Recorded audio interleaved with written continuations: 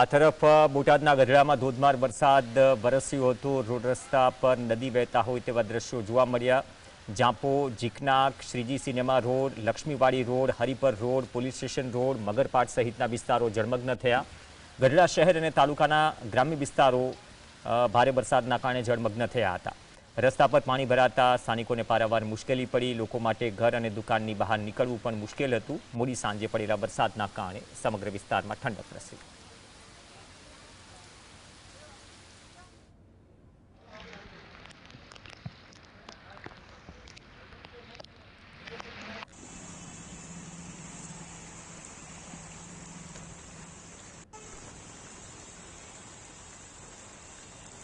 દ્રશ્યો સુરેન્દ્રનગરના છે। માત્ર એક જ ઇંચ વરસાદમાં 30થી વધુ સોસાયટી પાણીમાં ગરકાવ છે।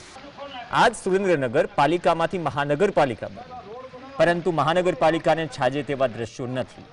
ટાંકી ચોક, અજરામર ચોક, જેલ ચોક, વાડીલાલ ચોક આ મુખ્ય વિસ્તારો છે જેમાં આટલા સ્તરે પાણી ભરાયેલું છે અને આ જ પાણીમાંથી લોકોને પસાર થવું પડે છે। આ હાલાકી કોર્પોરેશનના સત્તાધીશો ધ્યાને લે તેવી સ્થાનિકોએ અરજ કરી। 30થી વધુ સોસાયટીઓમાં પાણી ભરાણા છે, ત્યારે આ તંત્ર, આ મહાનગરપાલિકા આજે અમે એટલું એમ કહેવા માંગીએ છીએ કે અમારું જે જૂનું નગરપાલિકા હતો એને અમને પાછો આપી દો। અત્યારે આ મહાનગરપાલિકા 10 વર્ષને લાયક નથી। આજે અમે એવો અહેસાસ કરી રહ્યા છીએ મહાનગરપાલિકામાં કે અમારા ગ્રામ પંચાયતમાં અમે જીવી રહ્યા હોય, ગ્રામ પંચાયતમાં રહ્યા હોય એ રીતનો વિકાસ પણ જોઈ શકો છો। આ તરફ ખેડાના નડિયાદમાં મેઘરાજાએ જોરદાર બેટિંગ કરતા શહેરના અનેક વિસ્તારોમાં પાણી ભરાયા। સણુદ બજાર, પોલીસ ચોકી અને આસપાસના વિસ્તારોમાં રસ્તા પર કેડસમું પાણી ભરાયું, જેના લીધે રહીશો અને લોકોને આવન જાવન કરવામાં ભારે હાલાકી પડી।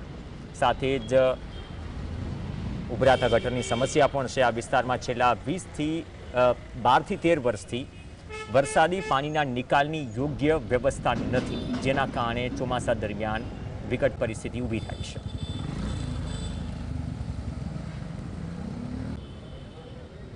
ઘણા ટાઈમથી કોઈનો નિકાલ થતો નથી। મ્યુનિસિપાલિટીવાળા આવીને જતા રહે ખાલી જોઈને। માણસને તકલીફ બહુ પડે છે। રિક્ષા ગાડીઓ બધી બંધ પડે, માણસ કોઈ પડી જાય છે ખાડામાં, એનું કોઈ પાણી નિકાલ થતું નથી। તમે અંદર જોઈ શકો છો ફરીને વાહનો કેટલા અવર જવર? વાહનો તો રોજના તમારે ઘણા એકલા જાય આવે છે ને જાય છે। હજુ સુધી આનો કોઈ નિવારો આવતો નથી। આ તમારે સામે જોવો છો, પાણી ભરાઈ જાય છે અને સાધનો આવવા જવામાં તકલીફ વધારે